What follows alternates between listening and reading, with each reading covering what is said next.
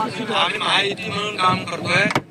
कुठलेही पद हे पद मला पाहिजे ते पद देणं पाहिजे, पदांसाठी आमची भांडण. शेतकऱ्यांना आम्ही वाऱ्यावर सोडणार नाही. त्यांना मोफत पीक विमा दिलेला आहे. कर्जमाफीच्या मुद्द्यावर सुद्धा आम्ही बोलणार आहोत, असं उपमुख्यमंत्री एकनाथ शिंदे यांनी नेमकं का म्हटलं, याला जबाबदार ठरलेले आहेत विरोधी नेते. मग विरोधी नेत्यांनी कोणत्या भूमिका मांडलेल्या आहेत ते बघूया. त्या अगोदर जर तुम्ही चॅनल नसाल तर नक्की चॅनलला सबस्क्राईब करा. तुम्ही म्हणालात की आम्ही राज्यातील शेतकऱ्यांना कर्जमुक्त करू.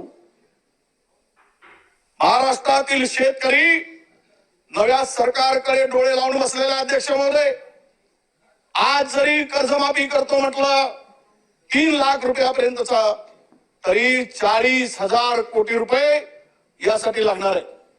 आणि सरकार ते कधी देणार आहे याचा उल्लेख राज्यपाल महोदयांच्या अभिभाषणामध्ये दिसलेला नाही. अध्यक्ष महोदय, तब्बल 1933 शेतकऱ्यांनी आत्महत्या केल्या. अध्यक्ष महोदय, या हमी भावाचा पत्ता नाही. सोयाबीनला 7,000 रुपये दर देतो म्हणून तुम्ही सांगितलं निवडणुकीमध्ये. देताय काय 7,000 रुपये? कुठल्या ठिकाणी कुठल्या सेंटरवर या राज्यातील शेतकऱ्याला 7,000 रुपये हमी 7,000 रुपये सोयाबीनला भाव मिळतोय याचं उत्तर या ठिकाणी येणं अपेक्षित आहे. अध्यक्ष महोदय, केवळ निवडणुकीमध्ये मतं घेताना तुम्ही लोकांची दिशाभूल करून जर मतं घेतली असतील आणि जे काही आश्वासनं दिले असतील, कर्जमाफीचा मुद्दा पहिल्या कॅबिनेटमध्ये होणार होता. अध्यक्ष महोदय, झाला नाही. अजून मंत्रिमंडळ गठीत झालंय, खाते वाटप झाले नाहीत. आम्ही अपेक्षा आहे की आपण दिलेले मुद्दे जे काही आश्वासन आहेत, 2100 रुपये महिलांना देण्याचं असेल, आमच्या भगिनींना हे द्या. 40 शेतकऱ्यांचं कर्जमाफीची पूर्णतः घोषणा केली, हे करा. सरसकट कर्जमाफीची घोषणा केली, त्याच्यावर लवकर अंमलबजावणी करा. हे राज्यपाल महोदयांच्या अभिभाषणामध्ये येणं अपेक्षित होतं. आज शेतकरी का आत्महत्या करतोय? परवाच्या दिवशी गडचिरोलीतला शेतकरी आत्महत्या केला. अध्यक्ष महोदय, 1-2 तरुण शेतकरी 37 वर्षाचा का आत्महत्या केला? की नापिकी झाली, कर्जात डुबलेला आहे. आणि म्हणून याकडे आपण सभागृहाचं लक्ष वेधण्याचं काम करतो. आज बहुमत, भाषवी बहुमत आहे, प्रचंड बहुमत. भीती तुम्हाला नाहीच आहे, पण मुद्दे तर महाराष्ट्रातील जनतेला कळू द्या, सरकारला कळू द्या, ही आमची मागणी आहे. अध्यक्ष महोदय, पण अमरावती जिल्ह्यामध्ये एकूण महाराष्ट्रामध्ये 9 महिन्यामध्ये 1933 शेतकऱ्यांनी आत्महत्या केल्या. यवतमाळ जिल्ह्यात 237, अमरावतीमध्ये 192, बुलढाणा अकोल्यामध्ये 118, बुलढाण्यामध्ये 177, वाशीमध्ये 60 अशा प्रकारे शेतकऱ्यांनी आत्महत्या केल्या. अध्यक्ष महोदय, अजूनही शेतकऱ्यांच्या घरात कापूस आणि सोयाबीन पडलेला आहे, त्यांना हमी भाव मिळत नाही. आपण उत्पन्नावर काय अपेक्षा आहे? रास्त अपेक्षा आहे शेतकऱ्यांची.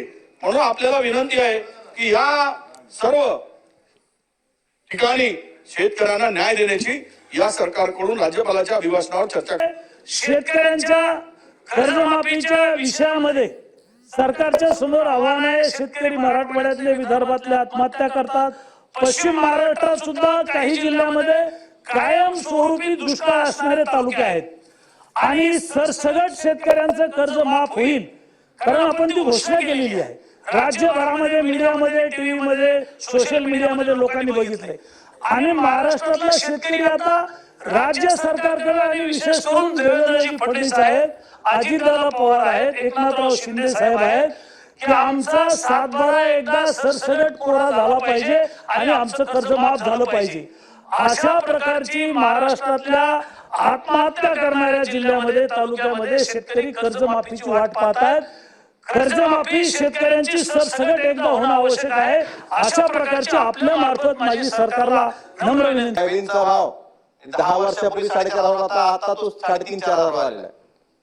शेतकरी सोयाबीनचा अक्षरशः रडतोय.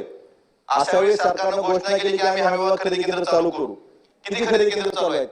अध्यक्ष महोदय, फक्त राज्यात 555 खरेदी केंद्र चालू आहेत.